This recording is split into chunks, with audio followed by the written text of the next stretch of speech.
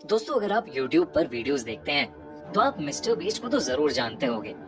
In fact आप ये भी जानते होंगे कि मिस्टर बीस्ट अपनी वीडियोस में अलग अलग चैलेंजेस करता है। लेकिन 2019 में अपने नए YouTube वीडियो के लिए दुनिया के टॉप यूट्यूबर मिस्टर बीस्ट उर्फ जिमी डोनाल्डसन ने सोचा कि इस बार कुछ अलग किया जाए।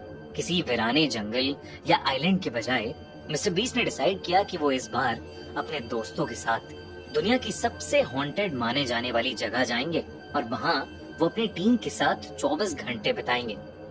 Tariq, Chandler, Connor, Chris, Josh और जेक इस चैलेंज के लिए तैयार तो थे, लेकिन डरे हुए भी थे। उन्होंने गोस्ट हंटिंग का इक्विपमेंट जैसे EMF meter, infrared meter, night vision cameras, ढेर सारी बैटरीज, फ्लैशलाइट्स और वॉकी टॉकीज पैक किए और चल पड़े ओहायो स्टेट पेनिटेंचरी, अमेरिका का ऐसा प्रिजन, एक ऐसी जेल जो सालों से बंद पड़ी है और जिसे लोग दुनिया की सबसे हॉन्टेड जगहों में से एक मानते हैं। जेल के अंदर घुसते ही उन्हें समझ आ गया कि लोग इस जगह को इतना डरावना क्यों कहते हैं। 2.5 लाख स्क्वायर फीट में फैला हुआ 6 फ्लोर का ये बड़ा सा प्रिजन 100 जेल सेल्स के साथ बेहद डरावना लग रहा था। वहां के गार्ड ने उन्हें बताया कि उस जेल में 1930s में एक आग लगने के बाद 300 कैदियों की मौत हो गई थी और कई कैदी तो उस जेल में आपस में लड़ते लड़ते ही मर गए और कईयों ने खुद को ही मार डाला। कहते हैं कि उनमें से कई कैदियों की आत्माएं आज भी उस जेल में भटकती हैं। बल्कि उस गार्ड ने बताया कि उसने खुद कई बार जेल में अदृश्य शक्तियों को महसूस किया है। बल्कि एक जेल जहां कैदियों को अकेले रखा जाता था, वहां तो उसके एक साथी गार्ड की भी जान चली गई थी। उन्होंने उन सबको चेतावनी दी कि कोई भी एक दूसरे से अलग ना हो और कोई किसी तरह का उल्टा सीधा मजाक ना करे। और उसने कहा कि उस जेल के अंदर एक हॉस्पिटल और चर्च भी है जहां उन्हें भूल कर भी नहीं जाना चाहिए। मिस्टर बीस्ट और उनकी टीम ये सब बातें सुनकर थोड़ा घबरा तो गए थे, लेकिन फिर भी वो हिम्मत करके अपना कैमरा लिए अंदर चले गए। उनका मकसद था ये देखना कि वहां सच में आत्माएं हैं या नहीं, और अगर आत्माएं हैं तो उस जगह पर 24 घंटे बिताने का चैलेंज पूरा करना। जब उन्होंने अंदर जाकर अपने पैरानॉर्मल डिवाइसेस ऑन किए तो एकदम से बीप की आवाज आई और उनकी EMF मीटर पर लाइट्स ब्लिंक करने लगी, जिसका मतलब था कि स्पिरिट्स उनके आसपास थीं। सब थोड़ा सा डर गए।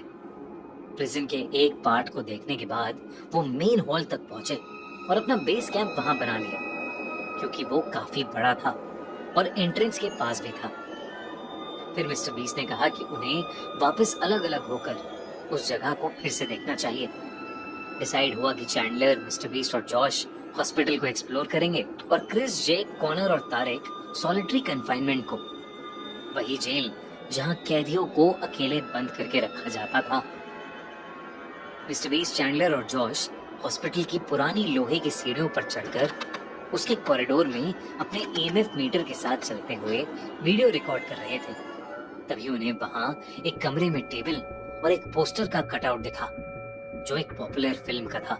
ये देख के वो दोनों उन मूवीज पर चोक करने लगे। तभी एकदम से चैंडलर के हाथ में जो EMF था उसकी लाइट ब्लिंक करने लगी और उसी मोमेंट पर मिस्टर बीस्ट को ऐसा लगा जैसे कहीं से कोई जोर का सायरन बज रहा हो।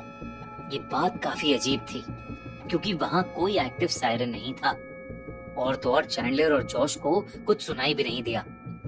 जब मिस्टर बीस्ट ने उनकी EMF को उस सायरन की तरफ पॉइंट किया तो वो और ज्यादा तेजी से जलबुझ होने लगा।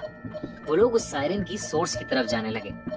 EMF मीटर और तेजी से ब्लिंक करने लगा था और एकदम से एक खुले कमरे के पास आकर EMF मीटर बिना रुके फ्लिकर करने लगा।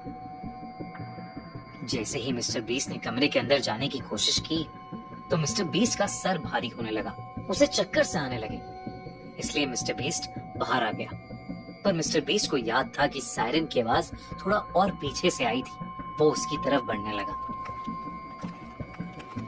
उन तीनों को रियलाइज हुआ कि वो इतनी देर घूमने के बाद एक सर्कल में ही घूम रहे हैं, जो कि बहुत अनयूजुअल था क्योंकि उन्हें याद था कि वो बार बार एक दूसरा रास्ता ले रहे हैं। वहीं तारिक, क्रिस, जेक और कॉनर सॉलिटरी कन्फाइनमेंट ब्लॉक के अंदर थे ये वो जगह थी जहाँ कैदियों को बिना पानी और खाने के अकेले तड़पता हुआ छोड़ दिया जाता था। वो लोग नाइट विजन इंफ्रारेड कैमरा लेकर एक हॉन्टेड हॉटस्पॉट पर पहुंचे, जहां उन्होंने गार्ड से उन आत्माओं को किसी को नोचने और एक गार्ड को जान से मारने की कहानी सुनी थी। एकदम से क्रिस का सर भारी होने लगा और उसे सांस लेने में तकलीफ होने लगी। जेक, जो उस कमरे की डरावनी चीजों को देख रहा था, अचानक से जोरों से चिल्लाने लगा। जेक को वहां एक अजीब सा काला साया दिख रहा था जो उसकी तरफ ही आ रहा था। जब बाकी दोनों जेक की चीखें सुनकर उसकी तरफ मुड़े तो उन्हें भी वो साया अपने पास आता हुआ नजर आया, लेकिन फिर अचानक ही वो हवा में कहीं गायब हो गया। उन लोगों ने आपस में जब उस साये के बारे में डिस्कस किया तो तीनों बहुत घबरा गए। तभी जेक को महसूस हुआ कि उसके बगल में खड़ा कोई सांसें भर रहा है, लेकिन वहां कोई भी नहीं था। और फिर अचानक से वो काला साया उनके ठीक सामने आ खड़ा हुआ। उसे देखते ही वो तीनों चिल्लाते हुए वहां से भागे और वॉकी टॉकीज पर अपनी टीम को डरते हुए ये बात बताने लगे। मिस्टर बीस्ट, चैंडलर और जॉश ने उनकी बातें सुनी, लेकिन उन्हें लगा कि वो लोग मिस्टर बीस्ट के साथ कोई प्रैंक कर रहे हैं और उन्हें डराने की कोशिश कर रहे हैं। पर फिर उनके बीच में बात करते करते ही उस वॉकी टॉकी से एक बहुत ही ज्यादा अजीब सी आवाज सुनाई दी और वॉकी टॉकी बंद हो गया। उस जेल में एक पुराना चर्च भी बना हुआ था। मिस्टर बीस्ट ने सोचा कि अब वो बस उस चर्च को देखेंगे और उस जगह से निकल जाएंगे, क्योंकि अब मिस्टर बीस्ट को अपने दोस्तों की भी थोड़ी चिंता हो रही थी। वो चर्च पहले एग्जीक्यूशन हॉल हुआ करता था, मतलब एक ऐसी जगह जहां लोगों को फांसी देकर मारा जाता था। कहते हैं कि उनमें से कई लोग जिनकी फांसी हुई है, उनकी आत्माएं आज भी उस चर्च के एरिया में भटकती हैं। मिस्टर बीस्ट वहां प्रीस्ट की एक्टिंग करते हुए चैंडलर को सीट पर बिठाकर उसे वहां आने के लिए थैंक यू कहकर उस जगह को हॉन्टेड होने की बात करने लगा। तभी एकदम से उसका वॉकी फिर से बजने लगा, लेकिन वॉकी टॉकी पर इस बार क्रिस उसकी लोकेशन पूछ रहा था।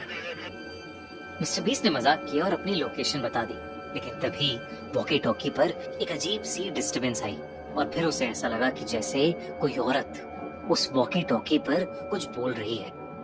जब उन तीनों ने ध्यान से सुना तो उस वॉकी टॉकी से एक औरत के बोलने की आवाज आई, इट्स रेनिंग आउटसाइड, यानी बाहर बारिश हो रही है। और ये आवाज उन तीनों को नॉर्मल औरत की नहीं लग रही थी, बल्कि बेहद डरावनी लग रही थी। बल्कि चैंडलर को तो ऐसा लग रहा था कि जैसे वो औरत एक अजीब ढंग से हंस भी रही है। और फिर अचानक ही वो आवाज आनी बंद हो गई। उन तीनों को समझ नहीं आ रहा था कि उनके साथ अभी क्या हुआ, तो वो वहां से निकलकर वापस मेन हॉल की तरफ अपने बेस कैंप चले गए। लेकिन तभी उन्होंने नोटिस किया कि बाहर तेज बारिश शुरू हो गई है और बिजली कड़कने की आवाजें भी आ रही हैं। चैंडलर और जॉर्ज तो काफी डर गए थे, लेकिन मिस्टर बीस्ट को ये सब देखकर मजा आ रहा था और मिस्टर बीस्ट के दिमाग में कुछ और ही चल रहा था। क्या चल रहा था मिस्टर बीस्ट के दिमाग में और क्या हुआ मिस्टर बीस्ट के दोस्तों के साथ जिन्हें वो काला साया दिखा